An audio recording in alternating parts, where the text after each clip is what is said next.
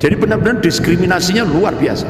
Di samping KTP wajib Kristen, ya kan, ibadah pun tidak bebas.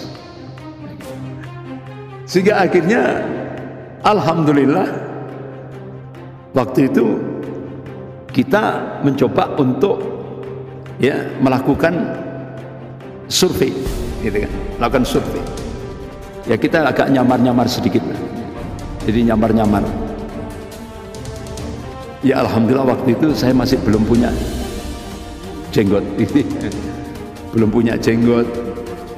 Ya masih masih biasa gini ya. Akhirnya saya rubah nama saya, Andreas.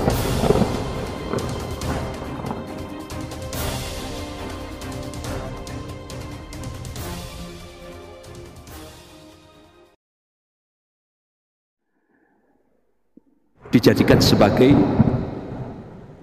sarana untuk melakukan pemurtadan kaum muslimin.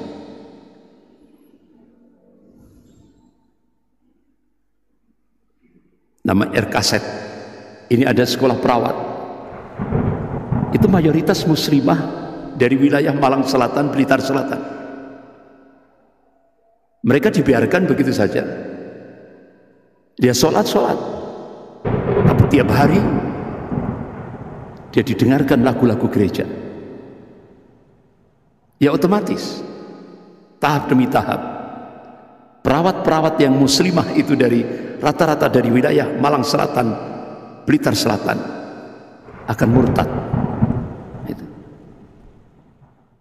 Ini sebenarnya Alkitab Asia Tenggara, Kasin, ya kan?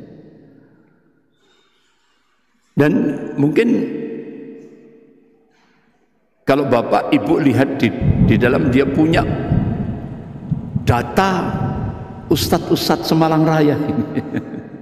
Ya kan, datanya lengkap sekali. Ini layan-layan kesehatan yang digunakan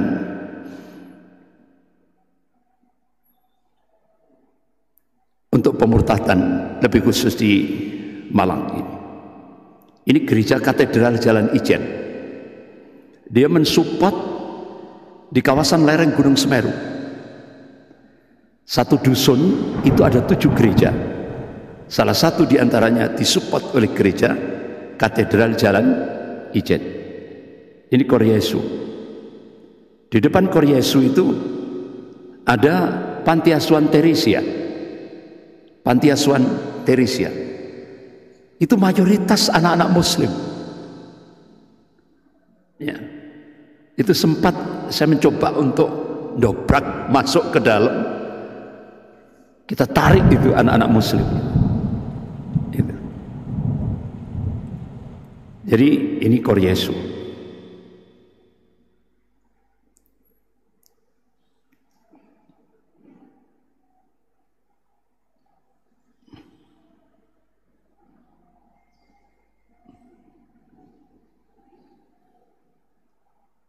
Ini di Jalan Semeru,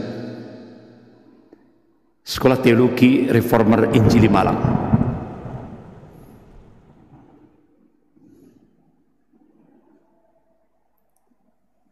Sekolah-sekolah teologi.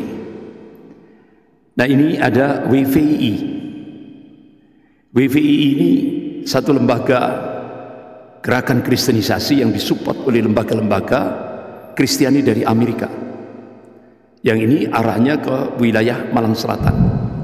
Ini ada Panti Asuhan Yatim Indonesia. Ini milik Kristiani. Ya.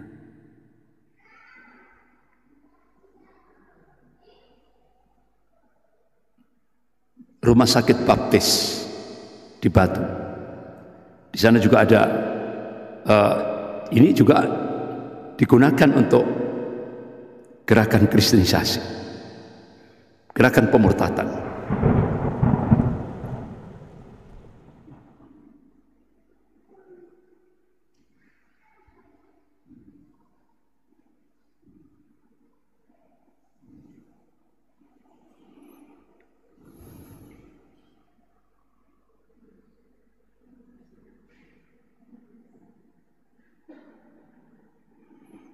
Ini ada YPI, Yayasan Pekabaran Injil Indonesia.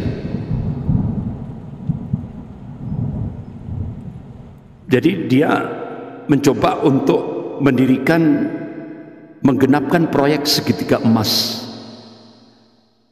yaitu persis di depan Arhanud.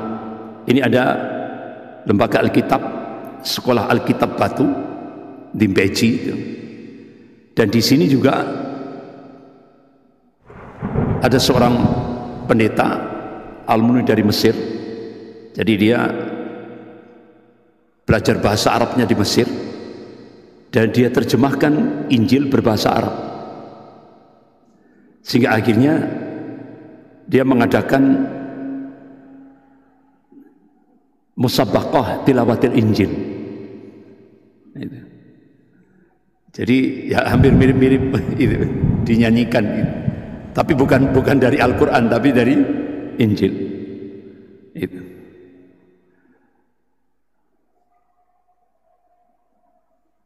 Namanya Pendeta Dr. Bambang Nurseno. Jadi dia memprakarsai di Malang ini, yaitu membawa sebuah aliran baru namanya dari Kristen Syria Ortodok. Dia punya sholat, tapi sholat 7 waktu. Jadi model-model kita itu, tapi sholatnya 7 waktu. Kalau kita 5 waktu, di sana 7 waktu. Jadi punya sholat juga yang dimotori oleh Dr. Bambang Nurseno. Jadi Bapak Ibu kalau di rumah beliau mungkin kaget karena banyak kaligrafi Arab, tapi bukan dari Al-Quran, dari Injil. Itu. Jadi dia ini bahasa Arabnya, dia sekolah bahasa Arab di Mesir. Dr. Bambang Nurseno yang menerjemahkan Injil berbahasa Arab. Bapak-bapak, Ibu yang dirahmati Allah, Malang kalau kita lihat ada 2 proyek segitiga emas besar. Jadi lewat pintu utara dan pintu selatan. Kalau pintu utara itu sebagai pusat teologi, strategi, itu Batu, termasuk juga Lawang. Nah, dia genapkan yang dimotori oleh Yayasan Pekabaran Injil Indonesia dan disupport waktu oleh Jenderal LB Murdani. Itu persis di depan Arhanud. Dia bisa membebaskan areal tanah sebesar 5 hektar pakai orang Islam, haji lagi itu ya. Jadi untuk pembebasan tanahnya itu pakai orang Islam, haji, sehingga akhirnya otomatis bapak-bapak, ibu yang dirahmati Allah, dalam waktu relatif singkat ya, itu begitu cepat sekali pembebasan itu. 5 hektar ya, persis di depan Arhanud di Karangploso, persis di depan Arhanud Karangploso itu. Akhirnya waktu itu pas yang menjadi bupati pangkatnya kolonel Muhammad Said. Jadi Pak Said ini asli dari Palopo, Sulawesi. Beliau jadi bupati Malang. Jadi beliau kaget sekali, ternyata berkas perizinan penggenapan proyek segitiga emas di Karangploso itu sudah masuk di meja bupati Pak Said. Ini benar-benar tantangan bagi beliau. Tapi beliau punya prinsip. Walaupun ini menghadapi jenderal, beliau kolonel, ya kan? Tapi karena ini masalah akidah, beliau akan konsisten untuk memperjuangkan akidah umat. Walaupun yang dihadapi itu jenderal, masih aktif, ya kan? Waktu itu masih jadi Menhankam gitu. Alhamdulillah, akhirnya beliau mencoba untuk melakukan lobi-lobi. Alhamdulillah, biidznillah, atas izin Allah, akhirnya lewat Kakan Sospol Pemda Kabupaten Malang, itu Pak Kapten Suprapto kalau tidak salah, sekarang Jamaah Masjid Sabilis Salam. Sekarang jadi Jamaah Masjid Sabilis Salam. Ya. Beliau dulu jadi Kakan Sospol, ya. Letkol, pangkatnya Letkol, bukan Kapten, Letkol Sudarto kalau tidak salah namanya. Itu akhirnya qadarullah, kita diajak untuk melakukan kerjasama. Akhirnya qadarullah, ada keluarga dari Arhanud yang punya tanah persis di depannya. Alhamdulillah, singkat cerita, akhirnya waktu itu kita ngatur strategi, jangan sampai ini tercium oleh gerakan mereka, karena ini tidak tanggung-tanggung, di belakangnya ada Jenderal LB Murdani. Alhamdulillah, langsung kita bangun pondasi masjid,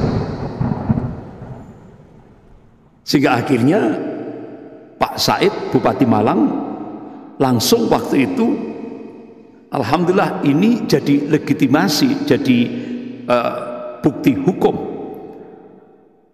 untuk menolak pembangunan seminari terbesar se-Asia Tenggara yang akan dibangun di depan Arhanud, dengan alasan karena ada perda daerah radius sekian ratus meter itu, kalau sudah ada masjid tidak boleh ada tempat ibadah yang lain.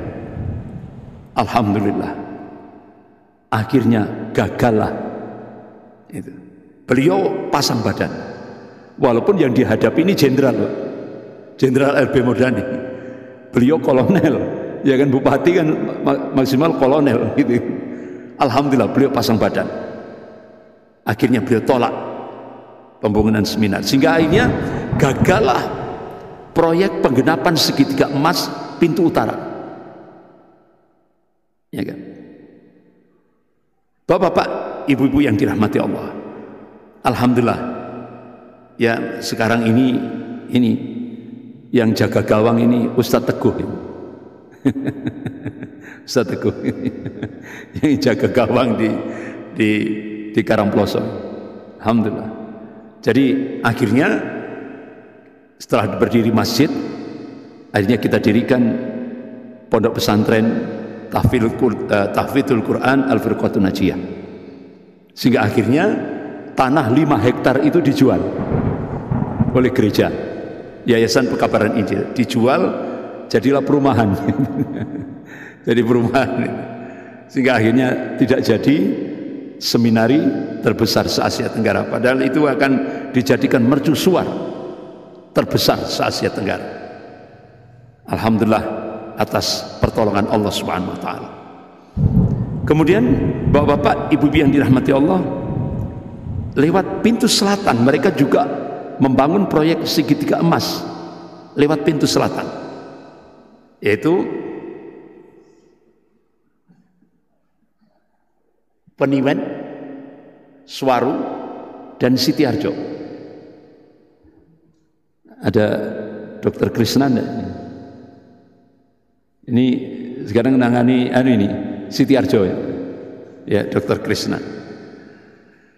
Jadi Bapak-bapak, Ibu-ibu yang dirahmati Allah, pintu selatan Ini pusat teologi dan pusat strateginya itu Peniwen.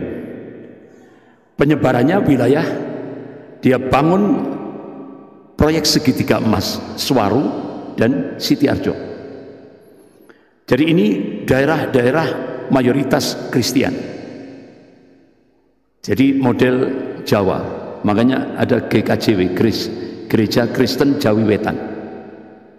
Markasnya ada di bawah rumah sakit militer, RST, rumah sakit tentara, Supraun. Itu markasnya ada di situ. Majelis Agung Gereja Kristen Jawi Wetan. Itu markasnya di situ.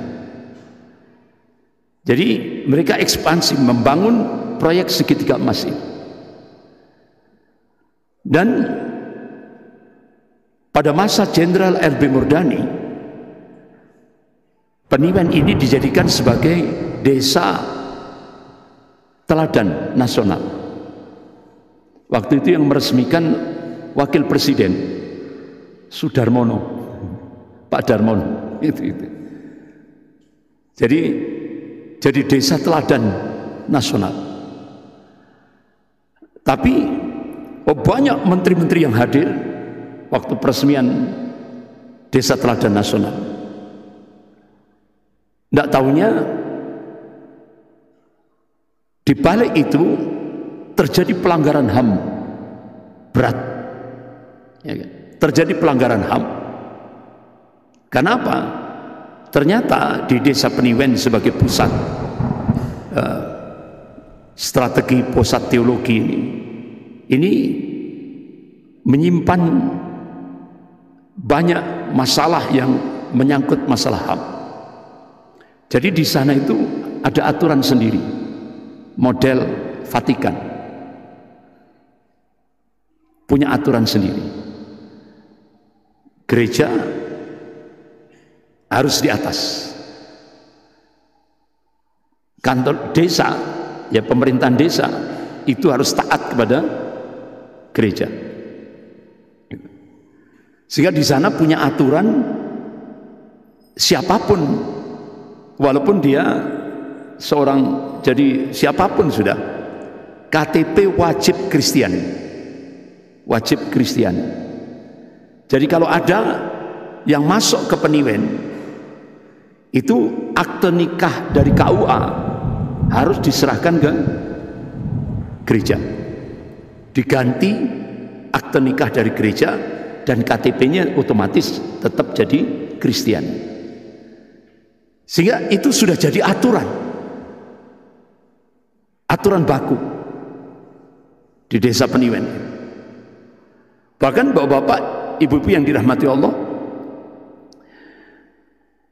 di sana itu hari Minggu itu hari suci, tidak boleh melakukan kegiatan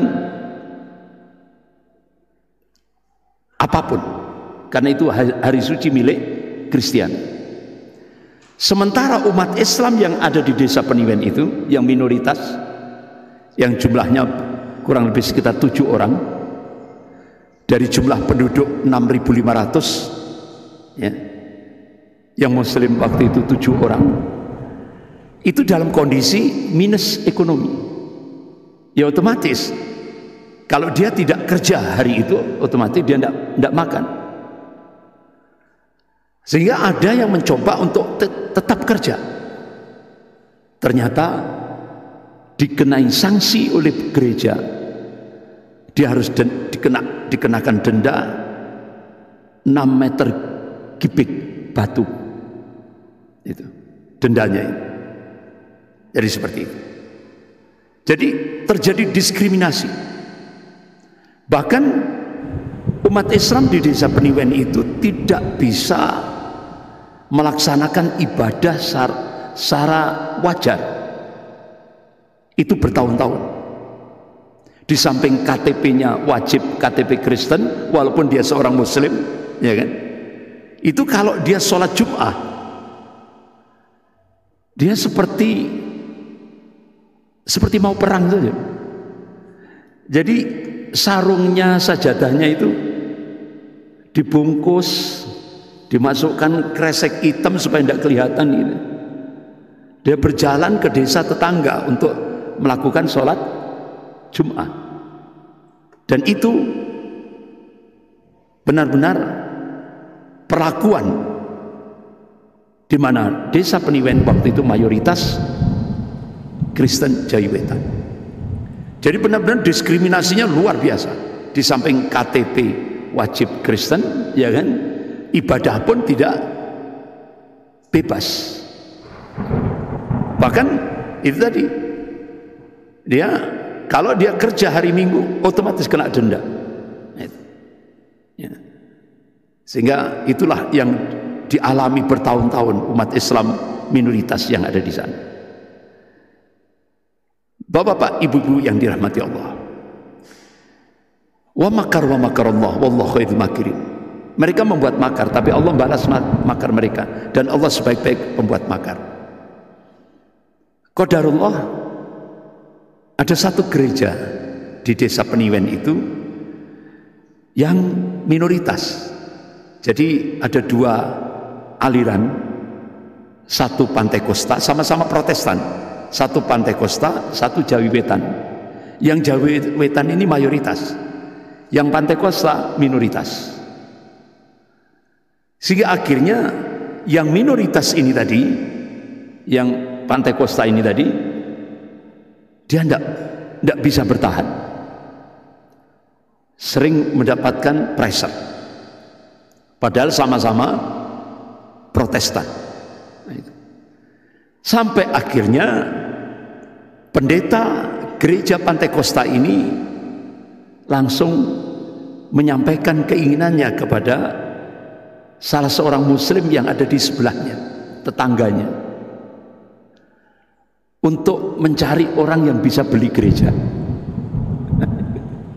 Itu ya. Sehingga akhirnya alhamdulillah waktu itu kita mencoba untuk ya melakukan survei, gitu kan, melakukan survei. Ya kita agak nyamar-nyamar sedikit lah. Jadi nyamar-nyamar. Ya alhamdulillah waktu itu saya masih belum punya jenggot. Belum punya jenggot. Ya masih masih biasa gitu ya. Akhirnya saya rubah nama saya, Andreas. Jadi Andri diganti Andreas. Sehingga alhamdulillah ya ternyata pendeta Pantekosta ini percaya betul gitu, ya kan? Sudah, ya alhamdulillah akhirnya kita bisa beli gereja Pantekosta itu, ya kan? Dengan bantuan beberapa majelis-majelis taklim ibu-ibu di Malang, alhamdulillah kita beli. Dan waktu itu dia tanya alasannya untuk apa? Saya kepingin dekat dengan saudara saya ini, yang saudara tetangganya itu saya aku saudara, ya saudara sesama muslim, gitu kan? Ya, saya saudara. Ya. Tapi dia masih percaya bahwa dianggap saya ini Kristiani, karena namanya Andreas. Jadi alhamdulillah. Akhirnya waktu itu kita mencoba untuk melakukan lobby-lobby ke Pak Camat supaya tidak sampai identitas kita itu terbongkar. Jadi administrasi kita minta semuanya dilaksanakan di kantor camat. Alhamdulillah. Kepala desa Peniwen dipanggil. Ya. Kemudian Pak Camat terus langsung terjadi transaksi, alhamdulillah selesai tanda tangan. Alhamdulillah, itu menegangkan. Ya, tidak tahunya pasca penandatanganan kan sudah selesai, resmi itu sudah, itu sudah hak kita. Ya, tidak tahunya kita diundang bersama-sama dengan Pak Camat ke kantor kepala desa. Dia minta KTP saya. Dari situlah akhirnya dia merasa shock, itu kepala desa. Bahwa ternyata yang beli seorang muslim, kecolongan. Tapi akhirnya tetap kita secara hukum tetap sah. Sehingga akhirnya kita bongkar gereja itu, kemudian kita bangun, kita mengajukan perizinan ke Pemda Kabupaten Malang. Waktu itu bupatinya dari Aceh, yaitu Pak Haji Abdul Hamid dari Aceh. Jadi kita minta izin, Pak, ini Desa Peniwen ini umat Islamnya tinggal 7 orang. Nah, kita minta izin untuk membangun masjid. Kalau Bapak tidak mengizinkan, habis sudah. Sejarah di situ ada Muslim. Padahal di situ mayoritas dulu Muslim. Nah, ketika kedatangan pendeta dari Belanda, pastor, ya, penginjil dari Belanda dan dari Kanada, akhirnya berubah jadi mayoritas Kristiani. Akhirnya bapak-bapak, ibu-ibu yang dirahmati Allah, jawaban dari Bapak Bupati waktu itu, wah ini sulit, ini resikonya jabatan. Kalau izinnya membangun masjid, resikonya jabatan. Akhirnya kita mencoba untuk memberikan argumen kepada Bapak Bupati, Pak Bupati, di Malang ini kan banyak gereja-gereja berdiri di tengah-tengah komunitas Muslim, kok bisa berdiri? Sementara di Peniwen ini kan kasus umat Islam ditindas, umat Islam didiskriminasi, mengalami nasib yang tragis. Tapi jawabannya resiko jabatan. Sehingga akhirnya kita minta bantuan Ketua Majelis Ulama Jawa Timur, yaitu Bapak Kiai Haji Misbah. Alhamdulillah langsung Pak Kiai Haji Misbah manggil kita, beliau lobby ke Kodam Pangdam 5 Brawijaya. Waktu itu Bapak Mayor Jenderal Haris Sudarno. Alhamdulillah langsung kita dipanggil Pak Kiai Haji Misbah, langsung kita diundang Pangdam 5 Brawijaya. Beliau langsung mengerahkan intelnya bergerak menuju Peniwen. Jadi intel-intel dari Kodam 5 Brawijaya itu ada yang nyamar jadi petani, ada yang nyamar jadi pemulung, ada yang nyamar jadi tukang apa gitu ya, nyamar semuanya. Jadi berkas yang kita sampaikan ke Pangdam 5 Brawijaya dengan hasil penelitian intel dari Kodam 5 Brawijaya sama. Nah, itu. Alhamdulillah akhirnya dari Pangdam 5 Brawijaya meminta, ya, akhirnya beliau lobby ke bupati, akhirnya terjadilah sebuah semacam win-win solution. Jadi ya kita nggak ngotot gitu ya, akhirnya yang disetujui itu bukan masjid tapi panti asuhan. Kalau panti asuhan itu kan sudah tidak perlu izin, ya kan? Panti asuhan itu kan ya cukup dari Dinas Sosial Kabupaten Malang. Alhamdulillah langsung akhirnya disahkan izin, diberikan izin untuk membangun panti asuhan. Nah itu. Tapi ada syarat dari pemerintah Desa Peniwen, minta syarat tidak boleh menggunakan bahasa Islam. Harus pakai bahasa Jawa. Sehingga waktu itu kita ngikuti, pakai bahasa Jawa, kinasih. Jadi kinasih, jadi panti asuhan kinasih. Jadi kinasih itu kan welas asih. Kinasih kita ngikuti ya. Sampai akhirnya kita mencoba untuk penggalian pondasi. Ya. penggalian pondasi di sana itu. Dan tidak tahunya bapak-bapak ibu-ibu yang dirahmati Allah, 7 orang muslim yang ada di sana, kita tidak tahu, kita tidak kontrol, di pressure, sehingga akhirnya dia keluar dari desa Peniwen.